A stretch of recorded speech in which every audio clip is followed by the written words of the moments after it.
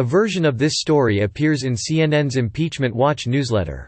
To get it in your inbox, sign up for free here. CNN. Ever since details from John Bolton's manuscript leaked to The New York Times, it seemed like it would be the smoking gun that would push Republicans to at least entertain the idea of hearing from witnesses like Bolton at President Donald Trump's Senate trial, if not ultimately support removing Trump from office. But, despite a new Quinnipiac poll showing 75% of Americans would like to see witnesses, I have yet to see 4 Republicans suggest they want to hear from them. Who would be the fourth GOP vote for witnesses? There are 2, Sens. Mitt Romney of Utah and Susan Collins of Maine, who have said they would support calling witnesses. A third, Alaska's Lisa Murkowski, has said she is curious. When pressed by CNN whether she'd actually vote to subpoena Bolton's testimony, she said, "We're going to have an opportunity for that on probably Friday."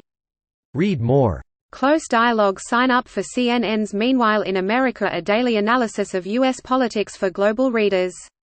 Sign me up. No thanks. By subscribing, you agree to our privacy policy. Sign up for CNN's Meanwhile in America, a daily analysis of U.S. politics for global readers. Please enter above. Sign me up. No thanks. By subscribing, you agree to our privacy policy. You're on the list for CNN's Meanwhile in America, a daily analysis of U.S. politics for global readers. Close dialogue. Mr. Bolton probably has some things that would be helpful for us, and we'll figure out how we might be able to learn that, Murkowski added. But even if she joins the others, Democrats are still one short. Until you see a 4th Republican senator open to witnesses, there will be no witnesses. This thing, despite Bolton's written confirmation of much of the case against Trump, could be wrapped up this week. At a meeting with Republican senators after the arguments wrapped, Senate Majority Leader Mitch McConnell said Republicans don't currently have the votes to block witnesses. But they are working hard on it. The reality, voting to weaken Trump is against Republicans' interests. Republicans are in the Senate majority. They can end this. Trump's political strategy is one that relies almost exclusively on his conservative base to turn out. He's not trying to appeal to moderates or independents. He's trying to convince Republicans he's being persecuted, and, moreover, that sticking with him is the only way for them to stay in power. Politicians rarely vote against their own political interests. From that perspective, Republican senators would be voting against their own political interests to continue this trial any longer than they have to. Politicians of any stripe very rarely vote publicly against their own political interests. The 2 senators on the record supporting witnesses, Collins and Romney, arguably have their own political interests that are distinct from the rest of the party. Of course, from Democrats' perspective, the impeachment vote will bind the party to the president like concrete. Where we are now. Asked by CNN's Wolf Blitzer to make odds on whether witnesses would be called, Senator Rand Paul of Kentucky said 8 times out of 10 we'll have 51 votes. Why bother? Ultimately, nearly all Republicans will oppose calling witnesses, Senator Mike Braun of Indiana told CNN's Dana Bash, who asked him repeatedly why not just listen to what Bolton has to say. Nothing Bolton has said would have him convict on such a shaky case to begin with, Brown told her, also noting impeachment is a divisive process that's best ended as quickly as possible. Key headlines. Here are 2 very important stories that really tell the story of how Republican inertia won't be affected by Bolton. Republicans take a deep breath after initial scare from John Bolton from CNN's Michael Warren. GOP concedes Trump may have withheld aid for probes, but says it's not impeachable from CNN's Manu Raju. Why not just listen to Bolton? There could yet be a plot twist. Senator James Lankford, a Republican from Oklahoma, has pushed the idea of Republicans reading Bolton's book, which is still being run through a declassification process, in a secure facility. Set aside the irony of Republicans who complained about House Democrats conducting earlier impeachment interviews in a secure facility now proposing to read in secret a book which the American public will likely not see before Election Day. Senate Minority Leader Chuck Schumer called it an absurd proposal. This is a book, there's no need for it to be read in the SCIF unless you want to hide something, he said. The election is the reason to not remove Trump. Trump's defense team ended 3 days of arguments against his impeachment on Tuesday with the words of Democrats arguing against the impeachment of Bill Clinton 21 years ago. Schumer's words come back to haunt him. "We have broken the seal on this extreme penalty so cavalierly that it will be used as a routine tool to fight political battles," Schumer said back then. "My fear is that when a Republican wins the White House, Democrats will demand payback."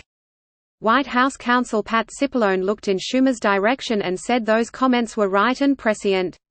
"The public should pick the president," he added, with a warning about the effect of impeachment on the Electoral College system that selects the U.S. president. "Who holds the people's trust? Why not trust the American people with this decision?" Cipollone said. "Why tear up their ballots? Why tear up every ballot across this country?" Note, the president was impeached by the House, which is filled with members elected by voters. Trump's removal is under consideration by the Senate, a much less representative body. The Electoral College, which actually picks the president, is the least representative piece of the whole puzzle. Read more about it here. Today's podcast. David Chalian talked on the Impeachment Watch podcast to CNN's Claire Foran and Democratic strategist Karen Finney about Trump attorney Jay Sekulo's warning that impeachment will impair the constitutional republic for generations. The election is also the reason to remove Trump. The coming election is also the reason Democrats argue they had no choice but to impeach Trump in the first place. He was trying to get a foreign power to investigate a top Democratic rival, inviting foreign influence to turn American voters against former Vice President Joe Biden. Again, Trump has repeatedly made unfounded and false claims to allege that Biden or his son, Hunter, acted improperly in Ukraine. There is no evidence of wrongdoing by either Joe or Hunter Biden. Iowa Republican Senator Joni Ernst all but admitted that Trump's efforts hurt Joe Biden when, on Capitol Hill, she said she hopes voters in her state consider the conspiracy theories Trump has pushed when they caucus next week.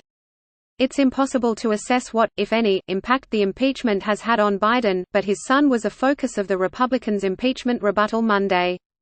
Iowa caucuses are this next Monday evening. And I'm really interested to see how this discussion today informs and influences the Iowa caucus voters, those Democratic caucus goers. Will they be supporting VP Biden at this point? Ernst asked reporters on Capitol Hill Monday, saying more than she probably should have. Again, the Iowa caucus is next week. How many Americans are waking up from an impeachment myopia this week to the realization that Bernie Sanders, the Democratic socialist from Vermont, is in the driver's seat in the Democratic primary? We'll see. Odds and ends. John Kelly, the former White House chief of staff, told a Florida paper that he believes Bolton, the former national security advisor. The Washington Post reports the RNC is paying some of Trump's impeachment legal bills, according to campaign finance reports. There are still court cases related to the Mueller investigation that could affect impeachment, writes CNN's Caitlin Palance. A lawyer for Lev Parnas, an indicted associate of Rudy Giuliani, has asked the judge overseeing the criminal trial for permission to have Parnas attend the Senate impeachment trial Wednesday.